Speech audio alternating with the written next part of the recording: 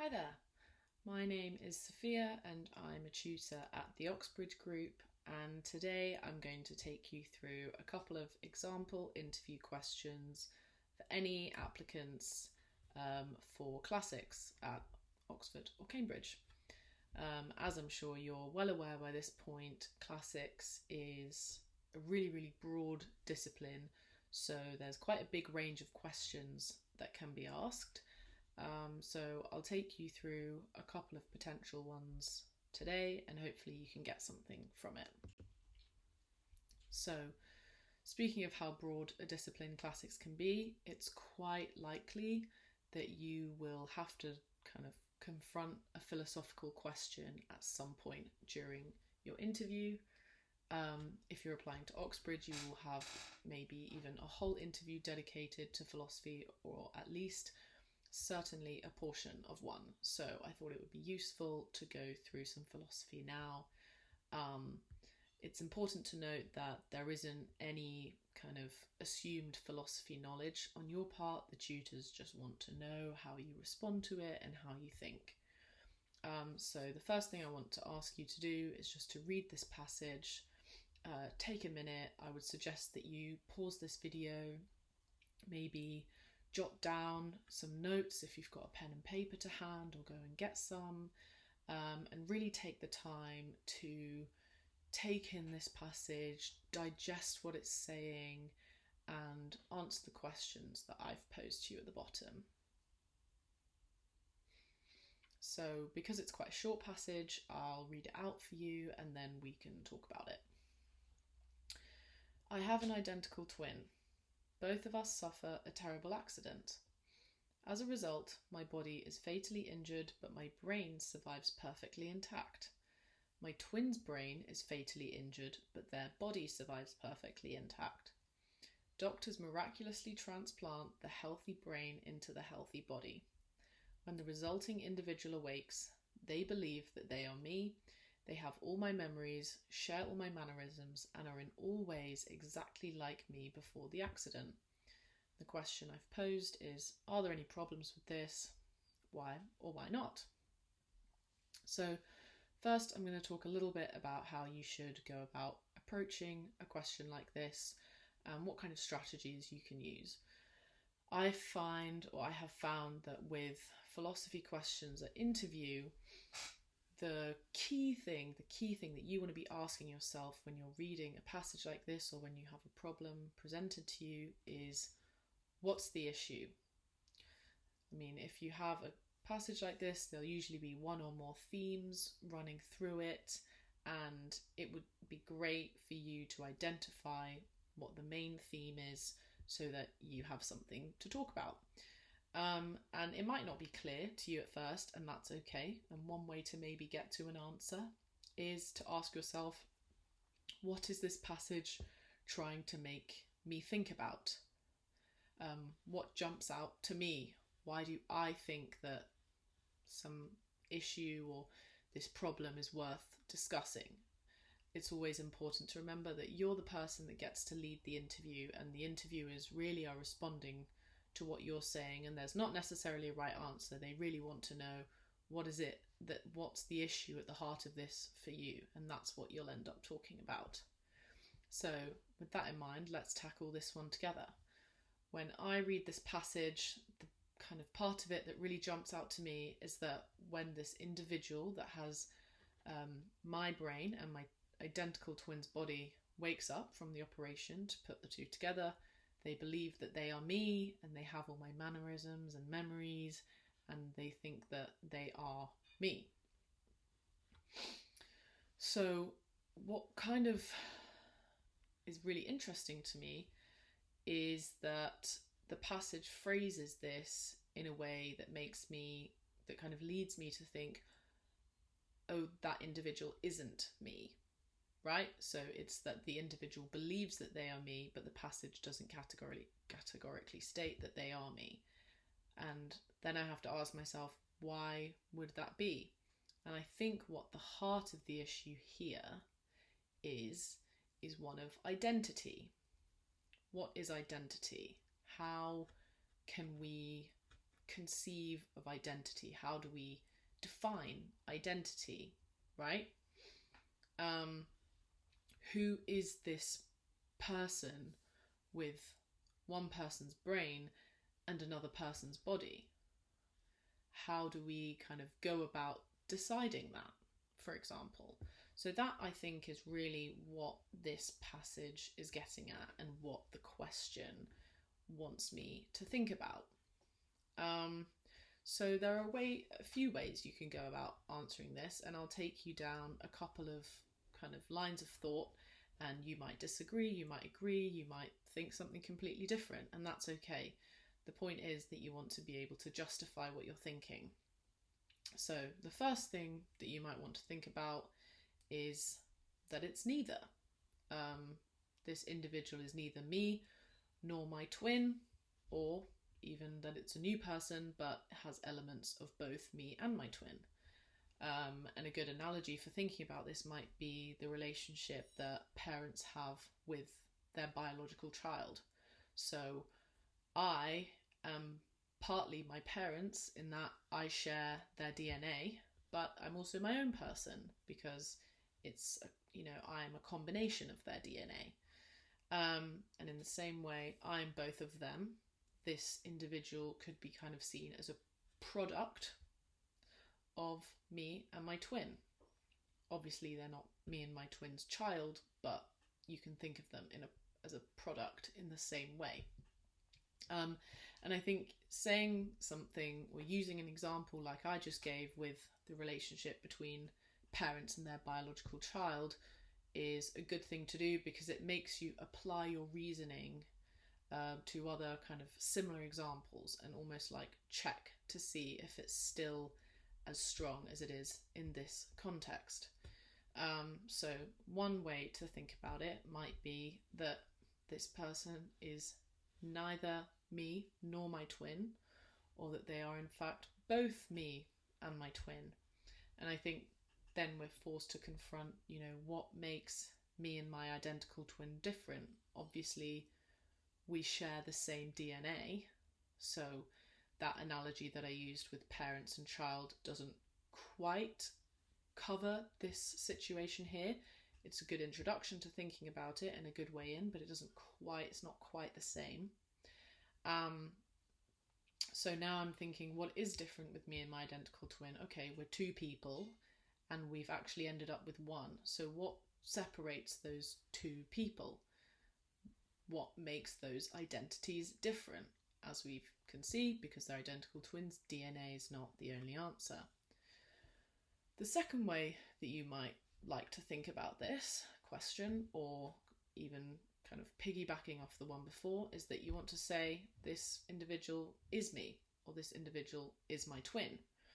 And there's not necessarily a right answer, but obviously you're going to want to explain yourself, explain why you think that, and justify yourself. So this kind of line takes us down the route of asking, what is identity made up of? And I think this passage kind of leads us to think, well, there is a psychological element with the brain, and the brain thinking certain things, so thinking that this individual thinking that they are me and really believing it, and also physical elements. So what does this individual look like? What kind of body do they have? And the identity is kind of a combination of these two essences, shall we say, a physical and a psychological essence. Now, if you're saying that this individual categorically is me or categorically is my twin, you're going to have to favour one over the other.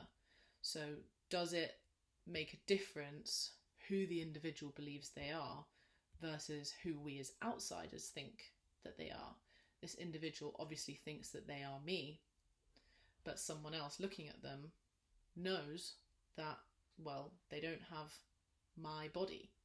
So do we then say, well, actually the psychological part of identity is more important than the physical, and so we can kind of put the physical to one side and say that this person is me? Or is the physical part more important, and we can put the psychological to one side and say, well, hang on, they might believe that they are me, but that's completely wrong because they're not, because the body is different. And even though the DNA is the same, we know the body is different because it's had to be transplanted into it, right? So I think that's another way of thinking about it. And taking this then one step further is asking, actually, can we separate the physical and the psychological? Now, reading this passage as outsiders, you can see that there is a brain and there is also a body. And so it does suggest that we can separate these physical and psychological aspects of someone's identity. However, in reality, and also reading the passage knowing that it's me that they're talking about, I obviously, as that individual in that situation, clearly can't separate those two. And I really believe that the body that my brain is in does belong to me and is mine. So you have to think about those two perspectives. Think about, can your identity actually become split even? And again, it's about what you think. As long as you can justify your answers well, it's less about what I'm saying. You might have thought something completely different. The point is, what questions are you asking and how are you answering them, and how can you answer them with strong reasoning and a strong argument? So those are some things to think about for this philosophy question. The next question, and the second one that I'm going to talk to you about, is going to be a visual source, which is also common interview material because it's something that you very likely will not have been able to prepare beforehand. And I apologise that the image is a bit blurry in this presentation, but I promise you that won't make a difference, or shouldn't make a difference. Again, I'm going to ask you to just take a moment to pause and jot your ideas down and really look at this image. So the first thing that I want you to do is to describe it, as I've said. And this is pretty standard interview question, I think. Your interviews will say, describe this image. And what you're going to want to do at this point is really resist the temptation to describe and interpret. And the interpretation will almost certainly come after the description. So at this point, description, you really just want to say what you see. So for example, you might see, I see some human figures who are all facing the same direction. They're facing left. They are placed on two levels, one above the other. Many of them are carrying things with their arms outstretched, and those that are carrying things seem to be wearing long robes or dresses, and they all seem to be dressed the same way, except for some of the figures in the top right hand corner that are wearing, it seems, fewer clothes, or at least not dressed as modestly. In the middle there is a bull which is much larger than any of the people and covers both levels, so there is a break in this kind of dual level image, and we just get the bull centrally. The bull is facing the same direction as the people, it has very prominent horns, and so on and so on, and you really just want to be saying exactly what you see. The second part of this question will be to interpret this image, and here's where your interviewers might ask you more specifically about what you see, what's going on, but they might also just say, now what do you think is happening in this image given what you've just described? And here's where you kind of just want to follow your nose, see where the evidence takes you. So for example, we started off by talking about these figures that are all facing the same way. Okay, I'm going to go out on a limb here and suggest that they're all women, or they're all the same type of person, woman, child. They might all be princesses or slaves, or they're all the same type of person because they're all dressed very similarly. However, the fact that they're all dressed very similarly and they all have a very similar pose could suggest that this image dates to a particular time, and I might tentatively suggest that that is it's quite archaic or quite early on, because we don't really see much detail or creativity with the way in which they're presented, right? They all look the same. It suggests that perhaps artists haven't quite developed the technique yet of painting or presenting all of these figures in different poses as we might perhaps see in real life.